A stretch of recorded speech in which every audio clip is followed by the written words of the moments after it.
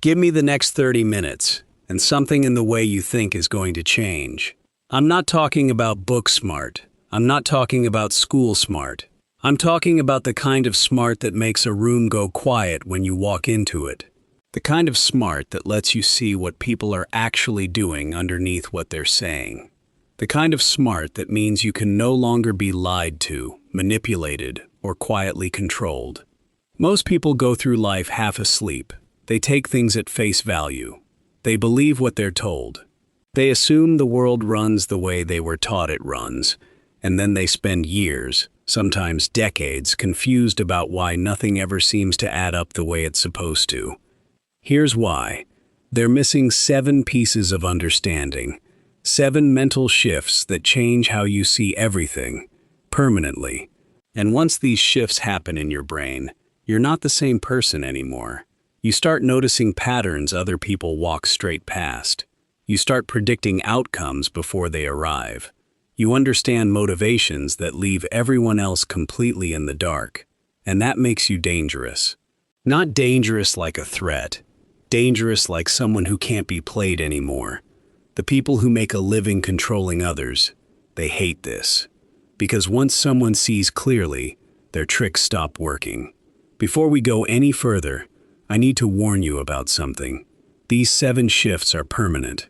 Once you see what I'm about to show you, you can't unsee it. You can't slide back into being naive. You can't pretend you don't know how things actually work. And that knowledge has a cost. You're going to feel more isolated sometimes.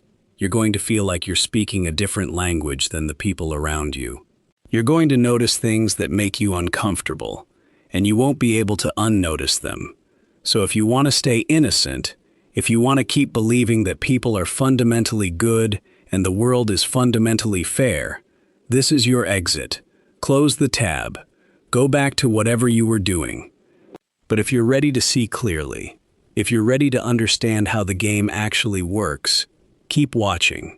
Because in the next 30 minutes, your brain is going to change.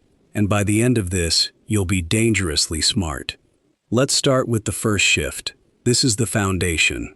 Everything else in this video builds on top of it. And it's the one most people resist the hardest, because it quietly destroys something they badly want to believe. Here it is. People's words are not a reliable indicator of what they actually think, feel, or intend to do. It means language, most of the time, is a performance. A tool people use to manage how you see them, or to get something from you in the moment. Words are almost never the full truth of a person. Think about how many times someone told you they'd do something, and didn't. How many times someone said they cared about you, and then disappeared. How many times someone promised to change, and stayed exactly, precisely the same. Were they lying when they said it? Maybe. But more likely, they meant it in that moment. They felt it in that moment. And then the moment passed. The feeling faded, and the words just evaporated. Because words are cheap. They cost nothing to produce. You can promise anything. Most people do. Machiavelli understood this 500 years ago. He wrote that people are so simple and so quick to believe what's convenient that anyone willing to deceive will always find someone willing to be deceived. What he meant is that people want to believe promises. They want to believe that when someone says something, they mean it. And manipulators know this better than anyone, so they use words as a control mechanism. They tell you exactly what you want to hear. They make commitments they never intend to keep. And it works, because most people take words at face value. Most people assume that if it was said out loud, it must be true. But that's not how the world actually operates. So what changes when you make this first shift? You stop listening to what people say, and you start watching what they do. You stop being impressed by promises, and you start paying attention to patterns. Someone says they'll call you back. Do they? Someone says they value you. Does their behavior reflect that? Someone says they're going to change. Do they actually change? Or do they just keep saying they're going to change? When you stop believing words and start believing behavior, everything gets clearer. You're not confused anymore. You're not lying awake wondering why someone who claims to care about you keeps hurting you. You already see it. They don't care. Not in the way their words claim. Their words say one thing. Their actions say another. And actions are always the truth. Here's the part that makes this shift genuinely powerful. Once you stop believing words by default, you become very hard to manipulate. Because most manipulation is verbal. It's promises. It's explanations. It's someone talking their way out of accountability. And if you don't extend automatic credit to the words, the manipulation simply doesn't land. You just look at the pattern. You look at what they actually do, and you make your decision from there. This infuriates manipulators, because they're used to people accepting their explanations at face value. They're used to words working. When they meet someone who only trusts demonstrated behavior, they lose their leverage completely. They can talk all they want. It doesn't move you. You're watching what they do, and what they do tells you everything you need to know. That's shift one. People don't mean what they say. Watch behavior, not words. Once you internalize this, once you stop taking anyone purely at their word, you've taken the first real step towards seeing clearly. But knowing that people don't always mean what they say still isn't enough, because you'll still be confused about why they do what they do. Why do people make promises they don't keep? Why do people say one thing and do another? That brings us to shift two. Here it is. Everyone operates from self-interest. Everyone. No exceptions. Before you get defensive, before you start listing every selfless thing you've ever done, or every genuinely good person you know, hear this out. This isn't a claim that people are evil. It isn't a claim that people don't care about others. It's the observation that underneath every single decision a person makes, there's a quiet calculation running. What's in this for me? Even when people are being generous. Even when people are being kind. Even when people are sacrificing something, there's usually something they're getting out of it. Maybe it's feeling good about themselves. Maybe it's building a reputation. Maybe it's avoiding guilt. Maybe it's creating an obligation someone else now owes them. But there's always something. Always. And this isn't a criticism of people. It's just how humans are built. We're wired for survival. And survival means our own needs get prioritized, even when helping someone else is the vehicle for meeting them. Maybe it serves our values. Maybe it serves our self-image. Maybe it serves our long-term interests. But it serves us. And once you truly see this, not just intellectually agree with it, but actually see it, people stop being confusing. They become predictable. Because if you can identify what someone's self-interest actually is, you can predict what they'll do, almost every time. Think about someone in your life who disappointed you. Someone who chose themselves over you. Were you surprised? Were you hurt? Did some part of you assume they cared about you more than they actually turned out to? Now go back and run that same situation through the lens of self-interest. What did they stand to gain by choosing you? What did they stand to lose by choosing themselves instead? When you actually run the math, their decision usually makes complete sense. They did what was best for them. They almost always do. Everyone does. And the reason it hurt is because you expected to be chosen. But why would you be, if there was nothing in it for them? This isn't personal. It's just how humans operate. Machiavelli wrote that people rarely act rightly unless necessity forces their hand. What he meant is that morality isn't usually the driving force behind behavior. Convenience is. People act well when there's social pressure, legal consequence, or reputation on the line. But when nobody's watching, when there's no cost to cutting corners, most people default to what serves them, not to what's objectively right. And that's not because people are bad. It's because people are human, and humans are self-interested by design. That's not a flaw, that's survival. So what changes when you make this second shift? You stop being surprised by people. Betrayal stops feeling personal, because betrayal is usually just someone choosing their own interest over yours. And why wouldn't they, if there was no reason not to? You stop expecting people to sacrifice for you by default, unless you've given them a reason to. You stop assuming loyalty is automatic. You understand that loyalty exists as long as it serves both people, and it ends the moment it stops. That might sound cynical. It's not. It's just realistic. And once you operate from this understanding, you make better decisions. You stop extending trust to people who've given you no actual reason to be trusted. You stop being shocked every time someone chooses themselves. You start building relationships on mutual benefit instead of hope. And here's the freeing part. Once you understand that everyone, including you, runs on self-interest, the guilt disappears. You stop apologizing for having boundaries. You stop overgiving to people who wouldn't return the favor. Because self-interest isn't selfishness, it's survival.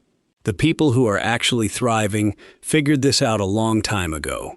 They're not confused about why their sacrifices go unnoticed, because they're not making unreciprocated sacrifices in the first place. They're being strategic, and they're honest with themselves about it. That's shift 2. Everyone operates from self-interest. Once you see it, behavior stops being confusing. But understanding self-interest still leaves a gap, because you might think, fine, I'll just work harder than everyone else. I'll be better than everyone else. I'll earn what I deserve.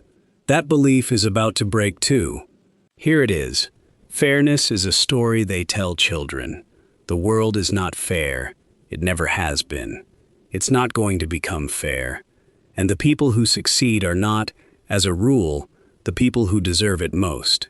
They're the people who understand how to win inside a system that was never fair to begin with. Think about every time you've watched someone less qualified get promoted over someone better. Every time you've seen connections beat talent. Every time you've watched hard work go completely unrewarded while luck got the applause. You probably filed that under exception, an unfortunate fluke, something fairness would eventually correct. It's not an exception, it's the rule. The world doesn't primarily reward hard work. It rewards leverage. It rewards timing. It rewards being in the right room with the right people. And sometimes, uncomfortably, it rewards the willingness to simply take what you want. Machiavelli understood this completely. He wrote that the gap between how people actually live and how they're told they ought to live is so wide that anyone who governs themselves by ought instead of is ends up bringing about their own ruin rather than their own preservation. What he's saying is blunt. If you play by the rules of how things should work instead of how they actually work, you lose. The people insisting this isn't fair, this isn't right, this isn't how it should be, stay stuck because they're waiting for a fairness that isn't coming, for merit to matter on its own, for hard work to be sufficient. Meanwhile, everyone else is playing the actual game: leverage, relationships, timing, opportunity, and sometimes just taking what they want without waiting for permission. Think about how much energy you've burned being angry about unfairness, about someone else getting something you felt you'd earned, about how the system is broken, how things should be different. All of that energy, all of that resentment, did it change anything? The system doesn't respond to your sense of justice. It responds to whoever understands how it actually operates. Once you stop expecting fairness and start expecting reality, you can finally start winning, because you're no longer handicapping yourself with a should that doesn't exist anywhere except in your head. You start looking at what actually gets rewarded, and you do that instead. So what changes with this third shift? You stop waiting for things to be fair. You stop expecting your work to speak for itself. You understand that being good at your job isn't enough on its own. You also need leverage, visibility, relationships, and timing. And sometimes you need to do things other people consider unfair. Not illegal, not immoral. Strategic. Taking credit for your own work instead of hoping it gets noticed. Building relationships with decision makers instead of hoping merit carries you. Leaving a job that doesn't value you instead of banking on loyalty being rewarded. playing the game that actually exists instead of the one you wish existed. Here's what nobody tells you outright. The people at the top, the people with money, power, and influence, they already know the world isn't fair. They've always known. That's why they win. They're not playing by the rules of fairness. They're playing by the rules of reality. And reality is ruthless. It rewards leverage. It rewards timing. It rewards taking opportunities that other people are too principled to take. You can sit there and call that unfair. Or you can accept that it's simply how it is and start playing the game that actually exists. Because complaining about the rules doesn't change them, but understanding how to win inside them changes everything. That's shift 3. Fairness is a lie. The world rewards leverage and timing, not merit alone. Once you accept it, the resentment turns into positioning. But even accepting that the world is unfair doesn't fully prepare you for the next one, because you might still think everyone, at minimum, follows the same basic rules. That's shift 4. Regular people follow the rules. They pay their taxes. They show up on time. They ask permission. They wait their turn. Break a rule as a regular person. And there's a real, immediate consequence. You get fired, you get fined, you get arrested. The system enforces itself constantly on ordinary people. Powerful people are a different story entirely. They cut corners. They ignore regulations. They bend laws. They make promises they never intend to keep. And very often, nothing happens to them. Because rules, in practice, tend to exist to manage the powerless, not to constrain the powerful. Think about every scandal you've ever watched unfold.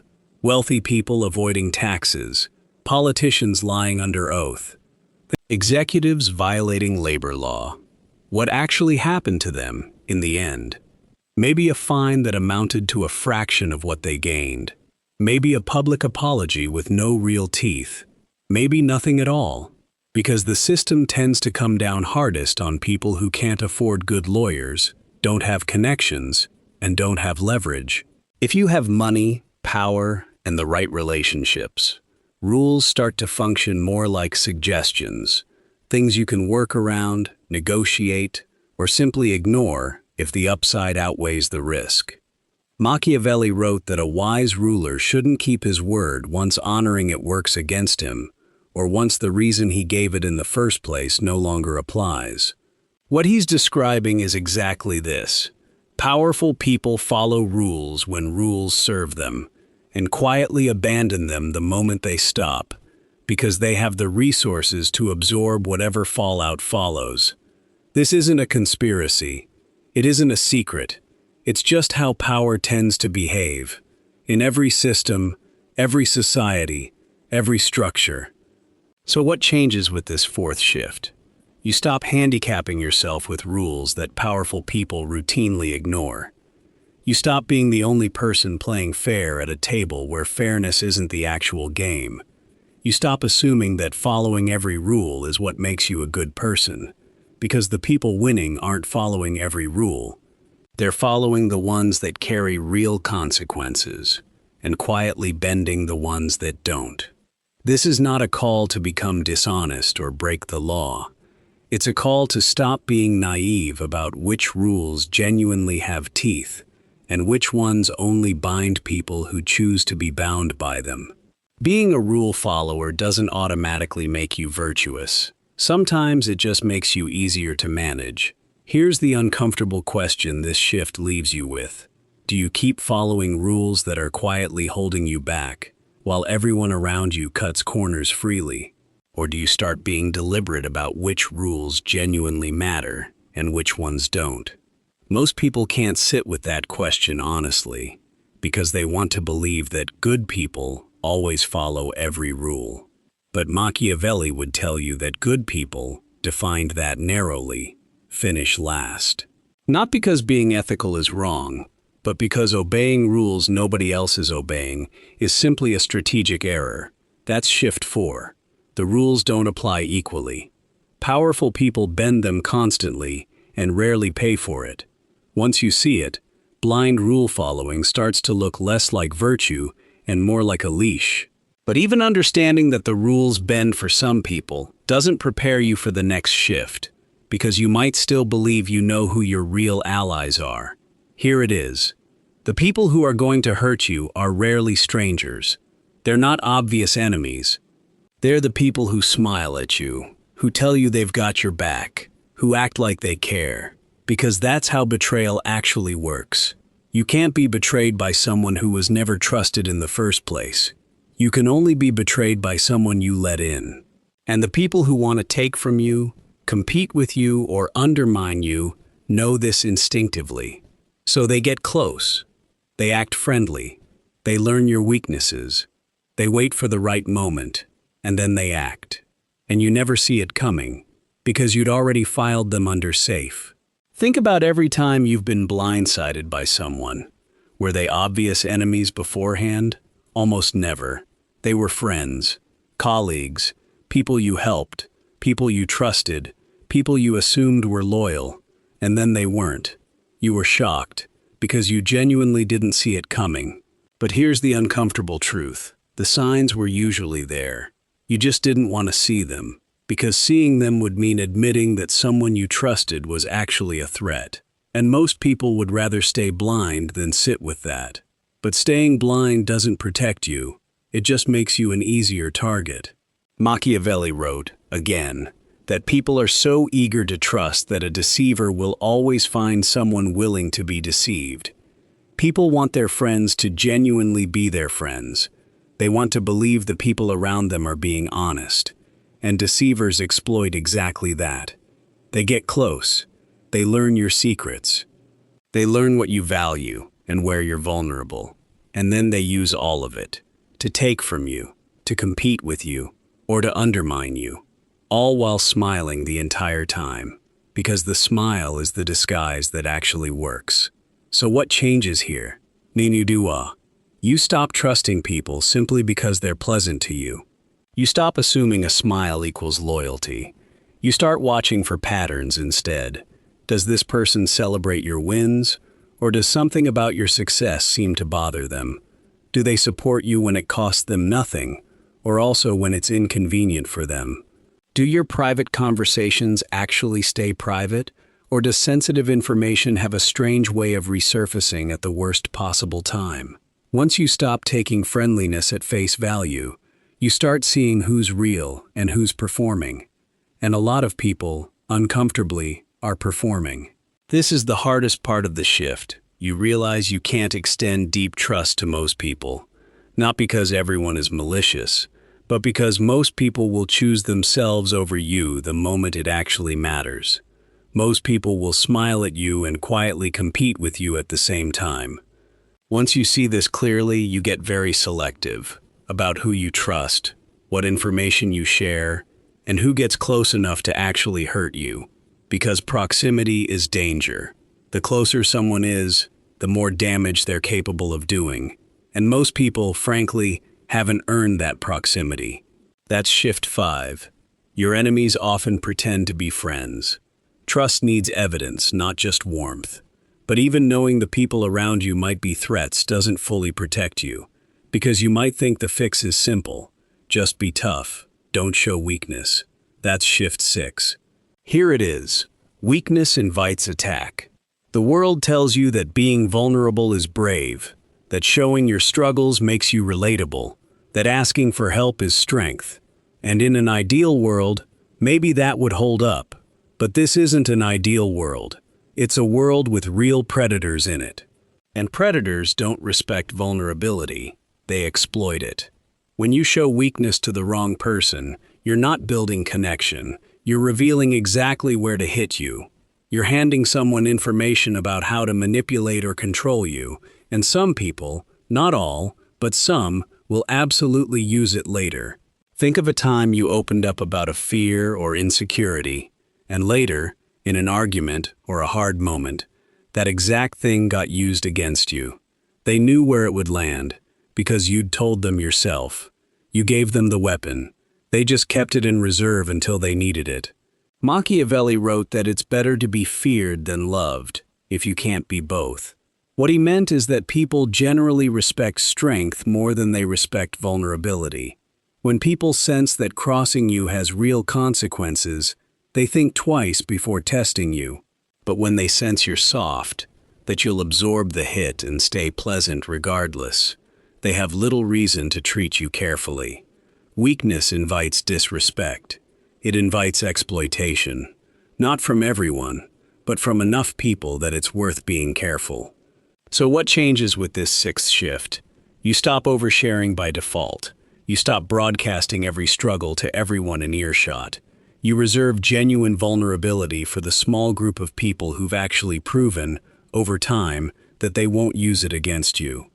For everyone else, you lead with competence and composure.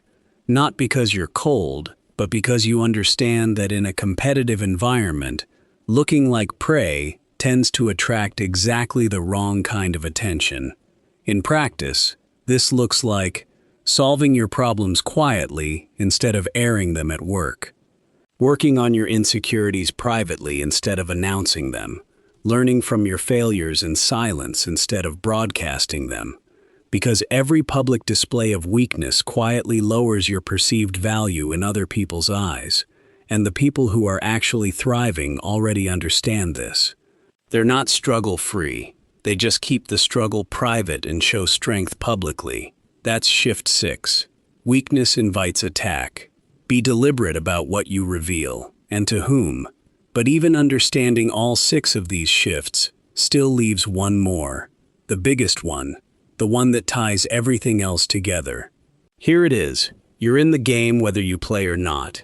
Some people believe that by refusing to be strategic, by refusing to compete, by staying purely authentic, and hoping that's enough, they're standing above the whole thing. But here's the brutal part. You're in the game regardless of whether you choose to participate. Other people are playing. Other people are being strategic, building alliances, positioning themselves, taking opportunities. And if you're not doing the same, you're not neutral. You're losing. Refusing to play doesn't remove you from the board. It just turns you into a piece instead of a player. Think about your own workplace. Are the people getting promoted the ones quietly doing great work and hoping someone notices? Or the ones making sure their work gets seen, building relationships with decision makers, positioning themselves ahead of the opportunity? They're playing. And if you're not, you're the person their strategy is quietly accounting for. Machiavelli wrote that you have to be a fox to recognize traps, and a lion to frighten wolves. What he meant is that you need 2 kinds of intelligence at once. The awareness to see the manipulation and the strategy happening around you, and the strength to actually act on what you see, instead of just observing it. Seeing the game clearly but refusing to engage with it isn't wisdom. It's just losing with your eyes open. So what changes with this final shift? You stop pretending you're not in a competition. You stop treating being nice and working hard as a complete strategy. You start being intentional about how you're perceived, what relationships you're building, what opportunities you're positioning yourself for. You think a few moves ahead instead of reacting to whatever happens next. You stop feeling guilty about playing strategically because you realize everyone effective is already doing exactly this. They're just not saying it out loud. So now you have all 7 shifts. Let's put them together one more time. People don't mean what they say. Watch behavior, not words. Everyone operates from self-interest, including you. Fairness is a lie. The world rewards leverage. The rules don't apply equally. Powerful people bend them constantly. Your enemies often pretend to be friends. Trust carefully. Weakness invites attack. Show strength deliberately. And you're already in the game, whether you admit it or not, so play it on purpose. These 7 shifts just happened in your head over the last 30 minutes. You see the world a little differently now. You see people a little differently. And you can't fully go back to not knowing this. Here's what I want you to sit with. Who in your life says one thing and does another? Where are you expecting fairness that isn't showing up? What rules are you following that everyone around you quietly isn't? Who's smiling at you while positioning against you? Where has honesty about your weak spots been used against you? And what game have you been refusing to admit you're already playing? If any of these 7 shifts landed for you, if you see something differently now than you did 30 minutes ago, drop a comment and let me know which one hit hardest. And if this was useful, you know what to do. Like it, subscribe, and I'll see you in the next one.